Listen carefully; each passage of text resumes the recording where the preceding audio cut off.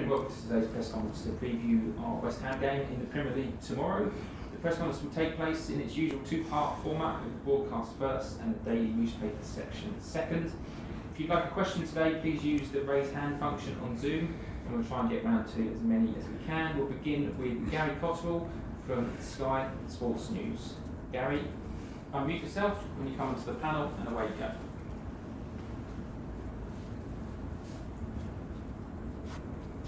Hello, Thomas. Hi. Sorry, I want to join there.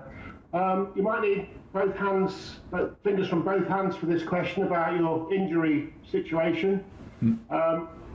What's the latest? Do you want a list, or do you want to go through them one by one? I almost need a list, but we did not train today with Mateo Kovacic, N'Golo, Ben Chilwell, and Trevor Chalobah. They're all out for tomorrow, and everybody else is available. Okay, so that's a first of all on those. That's a big blow. A worrying number of players out.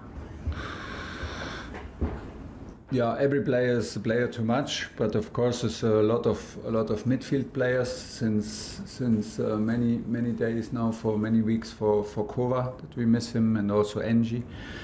And of course, Ben Chilwell is a long one. This is what we know. And for Trevor, we need more examinations to see how bad the injury is. So for Timo and Jorginho and Reece James, they're all available? They're available, yeah. In training and available. West Ham are in the top four at the moment. Is that where they deserve to be, do you think? Is that a true reflection? They have almost been in the top four last season. They were fighting the whole season for these places. Very, very good team, very good coach, and huge solidarity that they show. It's always a joy to watch their games, because they play with a lot of energy, a lot of positivity in what they are doing. They believe. They did not have too many changes. They play as a team, and they do what they do good. They believe in themselves, and that's why everybody is there where he deserves to be. And in the moment, they are on fourth place. They play strong in European competitions. It's a tough match. It's a tough team to play against. But it's also tough to play against us. So it will be an exciting Sunday afternoon, maybe not even afternoon, a 12:30 match on Saturday. So we need to be on our top level to have a chance to win. And interestingly, listening to Ralph Rangnick's opening news conference, interestingly as well, he says that he turned down the Chelsea job. He was offered a 4-month deal in February. If that was the case, then you'd already been in the job for a couple of weeks, but I think he got the date wrong. Are you surprised that he was offered the job? So maybe after our draw against Wolverhampton. Maybe the bosses saw the draw against Wolverhampton and thought, no, he does not know what he's doing, so let's bring Ralph in for 4 months and take over. He must have the date wrong, hopefully. Let's say hopefully, and otherwise, well, it's a nice job to have in world football, to be the coach of Chelsea. So you need to be realistic. Of course, if you get the phone call, you should be very aware that you're not the only one getting a phone call. And now I'm here and I'm happy. Thanks, Gary. John Southall, Five Live. Hello, Thomas. How are you? Hi. Good.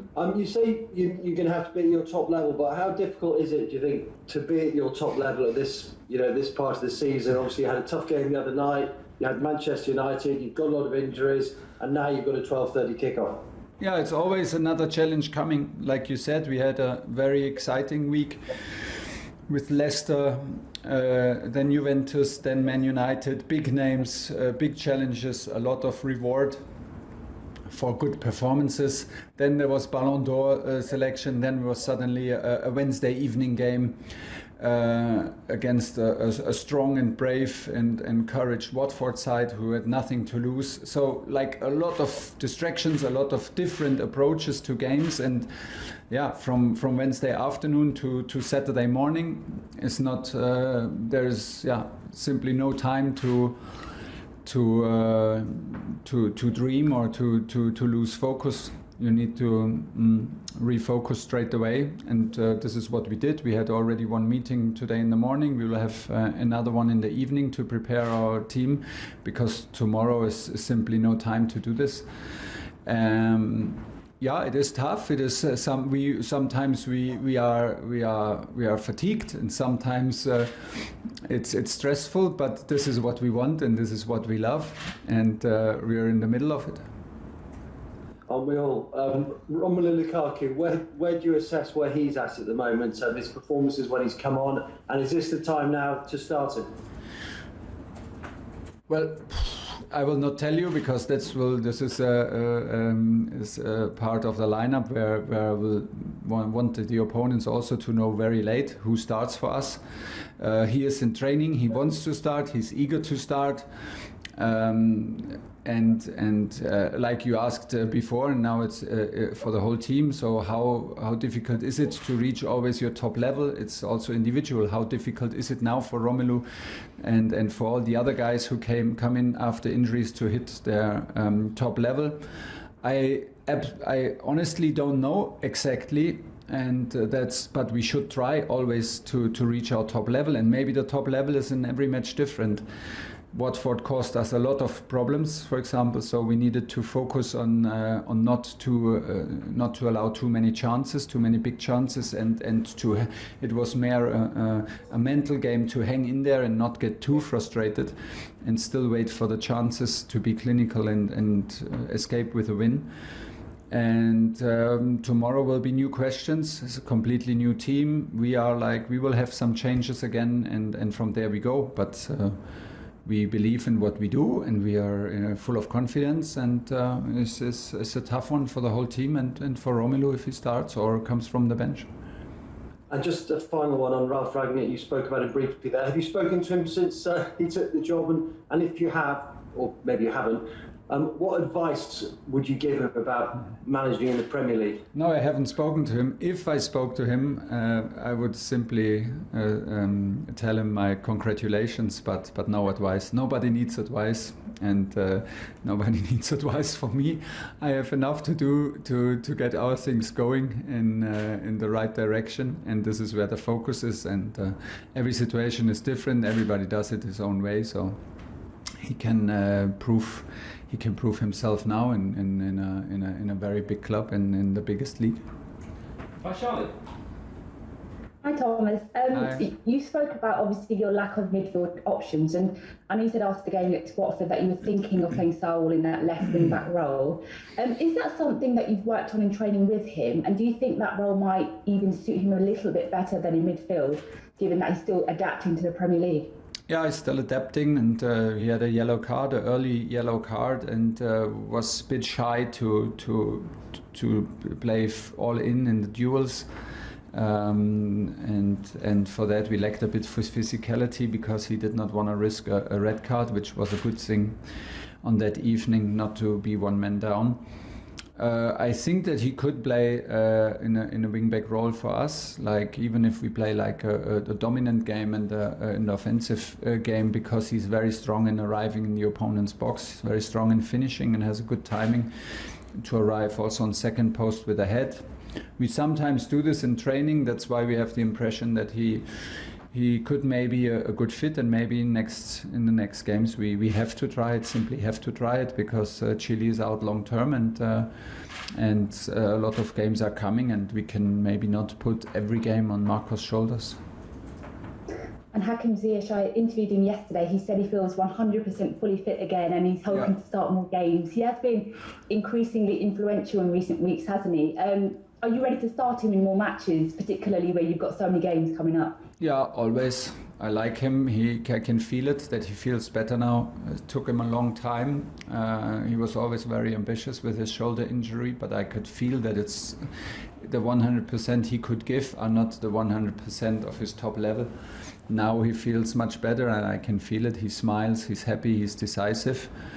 He had huge influence now from the bench against Leicester and in Watford. He had 2 matches in between, I think, from the start, Juventus and Man United. he's in a good shape. He's in good form, in good state of mind, and we want him absolutely to be influential. But I will not tell you if he starts tomorrow or comes from the bench. Last question in the broadcast, Nick Pure.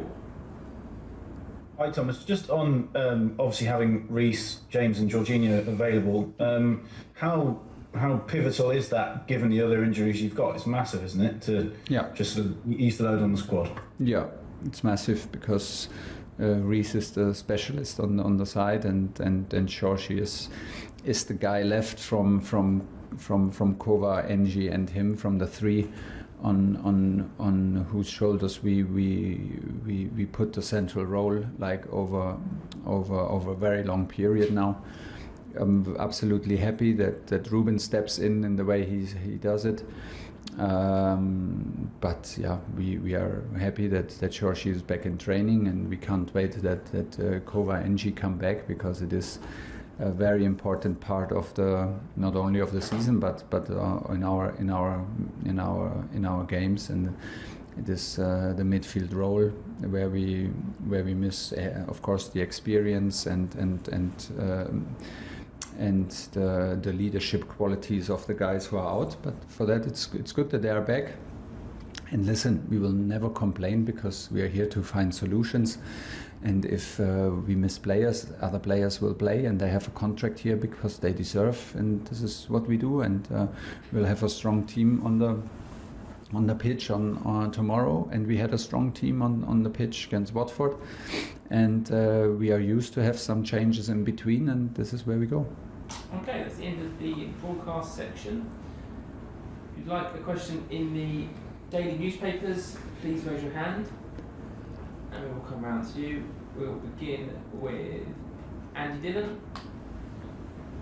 Andy, when you come online,